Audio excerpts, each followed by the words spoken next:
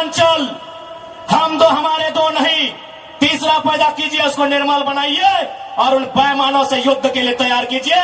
आपको बचाने कोई नहीं आएगा। अरे आप किससे उम्मीद करते हैं? एसएसपी, आपको जानकारी होना चाहिए, एसएसपी टाटा का साथ देते हैं। हिंदू मुस्लिम का राइट होता है, 44 मुसलमानों की दुकान तोड़ी जाती है, उस समय धारा 144 होता है, लेकिन टाटा रातों रात रोड बनाता है, धारा 144 का कहीं जिक्र नहीं होता है। आपकी सुरक्षा कौन करेगा बताइए? कौन करेगा आपकी सुरक्षा? ये हम आप बताइए हमें, कौन करेगा आपकी सुरक्षा? आज ये डोबो का वीडियो किसी हो, कोई डोबो का सीओ है, पहले मैं कहना चाहूंगा, यह बहुत सारे पुलिसकर्मी हैं जो ईमानदार हैं, उनको नमस्कार है।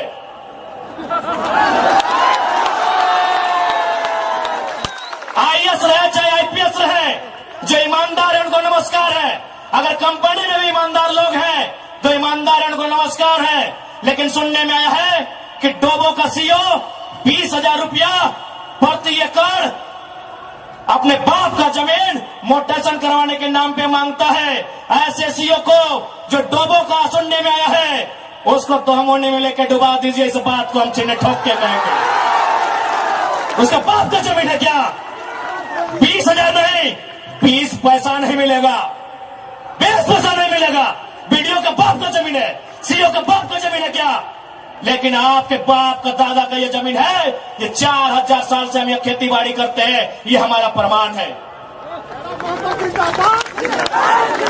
अरे आप तो दुनिया के वैज्ञानिक मान रहे हैं कि सबसे पहला इंसान सिंहभूम से निकला था। आप गर्व कीजिए अपने इतिहास पर, आप गर्व कीजिए अपने इतिहास पर। ये हम नहीं कह रहे हैं, ये दुनिया की रिसर्च की टीम कह रही है कि जब दुनिया जल में था और जल से जो मिट्टी का कण पहले बाहर आया था और सिंहभूम का इलाका था, ये दुनिया की रिसर्च टीम कह रही है। यानी ये जमीन हमारी है, ये भूमि हमारी है, और आज यहां हम बेगाने बन के बैठे हैं। आज यहां हम दर बदर की ठोकरें खा रहे हैं। आज हमारे यहाँ कत्ल किया जा रहा है और एकदम साल दर साल किया जा रहा है। 77 में, 87 में, 97 में, 7 में एकदम कंटिन्यूली हमारा कत्ल किया जा रहा है। और आज हम हाथ धर के बैठे हैं। आज हम कहना चाहेंगे, आज बिल्कुल अगर हम होते निर्मल दा के समय, यदि हम होते सुनील दा के समय, कसम से आंख से आंसू नहीं बहाते, कसम से आंख से आंसू नहीं बहाते। उनकी मौत के साथ साथ और 100 लोगों को मरने के लिए तैयार करते और आंख से आंसू नहीं, उनको नदी में बहाते जो उनकी मौत का कारण बने थे। हमने आंख से आंसू बहाया, हमने अनाथों जैसा अनुभव किया कि हमारे लीडर चले गए। अब रोने का समय नहीं है, अब बिलखने का समय नहीं है, इंतकाम का समय है। क्योंकि आने वाला 20 साल बाद आने वाली पीढ़ी ना वो निर्मल दा को पढ़ने का समय जुटा पाएगी, ना वो बिरसा मुंडा को पढ़ने का समय जुटा पाएगी, ना वो शेख भिखारी को पढ़ने का समय जुटा पाएगी। आने वाली पीढ़ी सवाल भी नहीं कर पाएगी। इसलिए आज आपको अपने हर एक घर से, हर एक परिवार से एक एक औलाद को, चाहे बेटा या बेटी रहे, एक एक औलाद को फौलाद बनाना होगा। ये आज मैं कोल्हान वासियों को कहना चाहूंगा।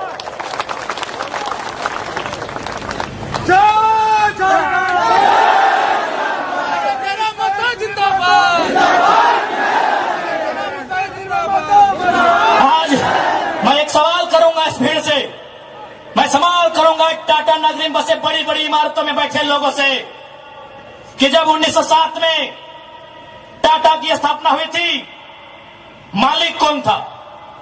टाटा का कोई होगा?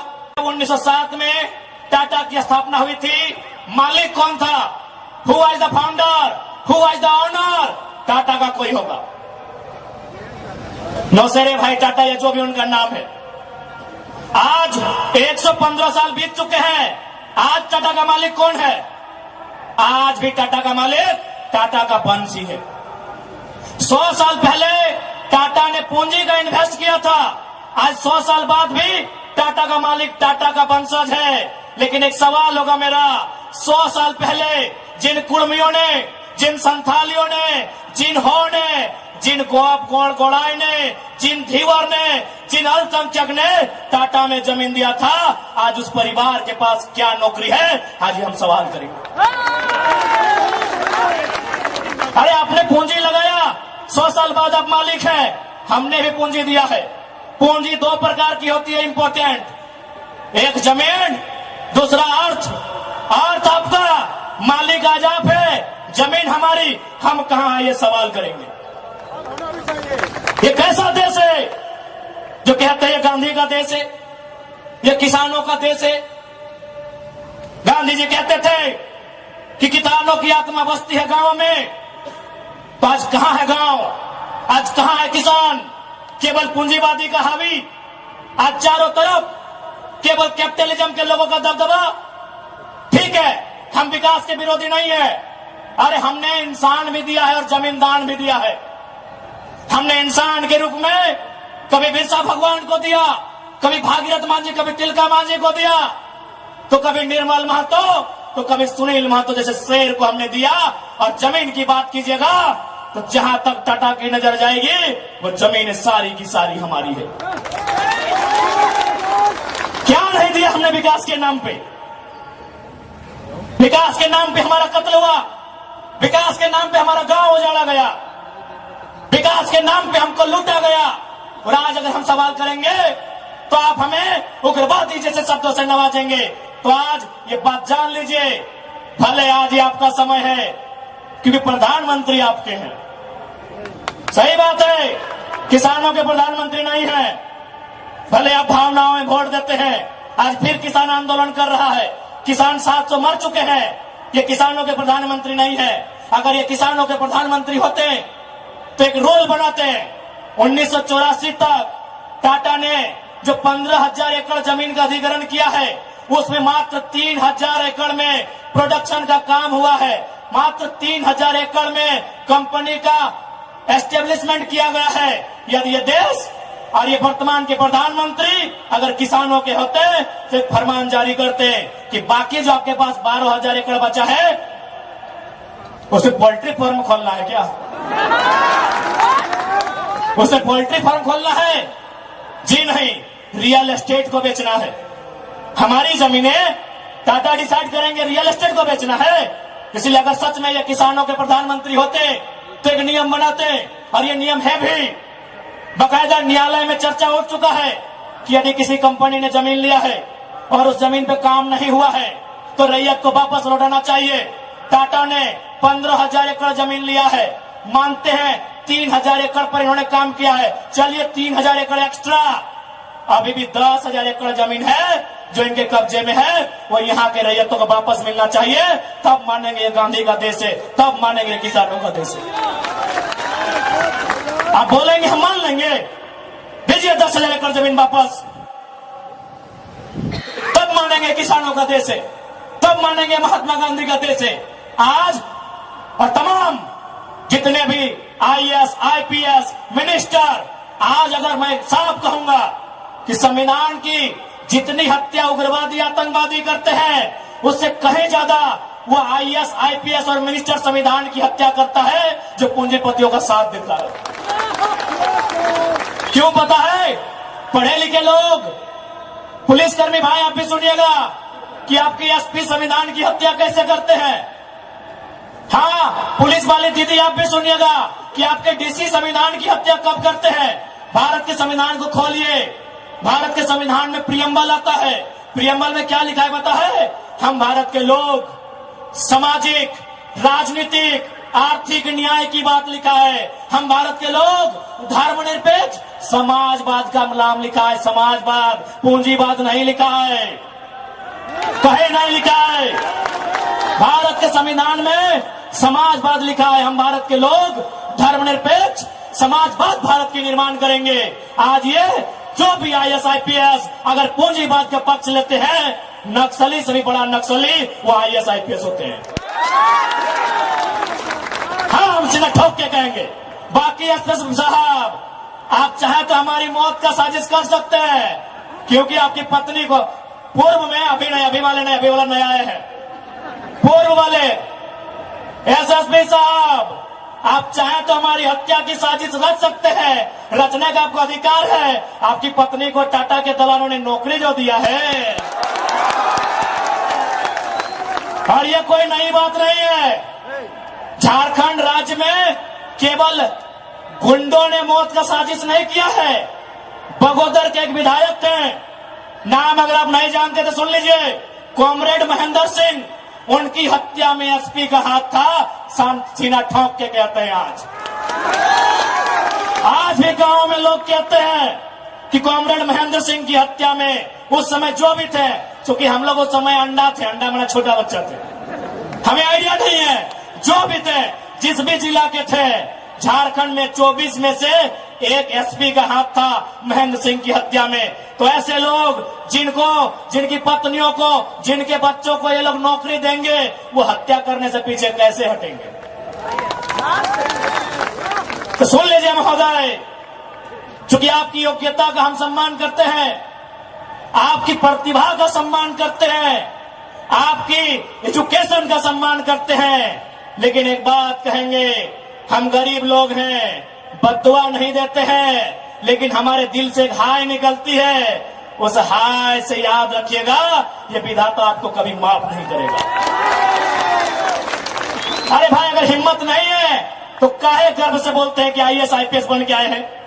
अगर Tata, Vedanta, Birla, BCCL, CCL, Ambani, Adani, Usha Martin, TISCO, Telco, अगर उनकी गलत नीतियों से आपको लड़ने का हिम्मत नहीं है तो काहे खुद को आईएएस आईपीएस की गिनती करवाते हैं? चपरासी बनिए, चपरासी बनिए। और हम ये भी मानते हैं कि आज आपके पास शक्तियां हैं। अरे बहुत अच्छा, क्या कीजिएगा? ऐसे भी तो हमारा कत्ल होता आया है। हम कत्ल होते होते हम मरते मरते परेशान हो चुके हैं। हमने बहुत कत्ल देखा है। जितना अंग्रेजों ने हमें नहीं सताया है, उससे कई ज्यादा गुना कॉर्पोरेट ने, भ्रष्ट आईएएस आईपीएस ने, भ्रष्ट मिनिस्टर ने और भ्रष्ट डोबो जैसे सीओ ने हमें सताया है। अरे आप क्या कीजिएगा, कीजिए ना। मरने सब आया है, कौन यहां जीने आया है? 610 ट्रिलियन वर्ग किलोमीटर सूरज। हमारे साथ अगर हमारी सभा को सुनिएगा तब तक जनरल नॉलेज भी बढ़ा देंगे। 610 ट्रिलियन वर्ग किलोमीटर सूरज एक दिन मर जाएगा। 510 मिलियन वर्ग किलोमीटर की धरती, ये भी एक दिन मर जाएगी। 165 वर्ग किलोमीटर में फैला हुआ, मिलियन वर्ग किलोमीटर में फैला हुआ प्रशांत महासागर, इसका पानी भी एक दिन सूख जाएगा।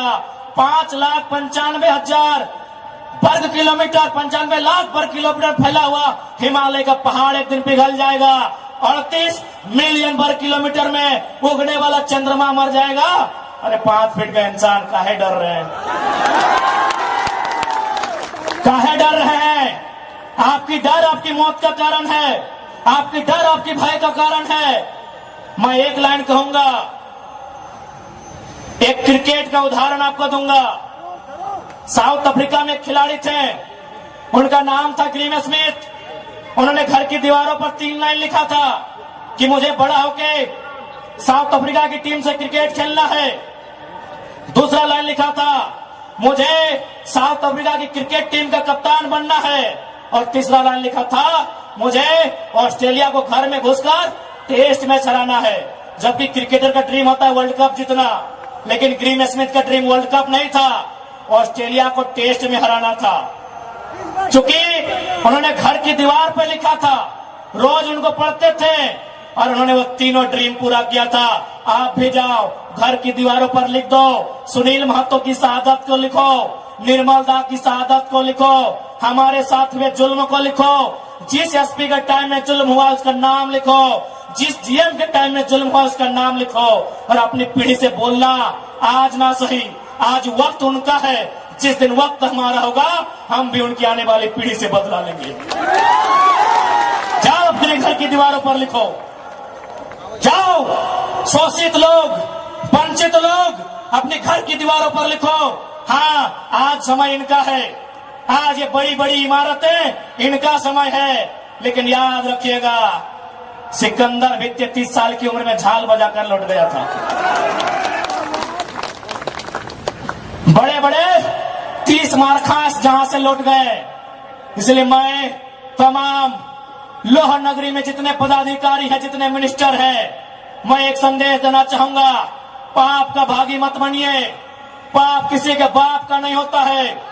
कंपनियों की दलाली मत कीजिए, रैयत के साथ इंसाफ कीजिए। ये मैं तमाम प्रशासनिक लोगों से निवेदन करना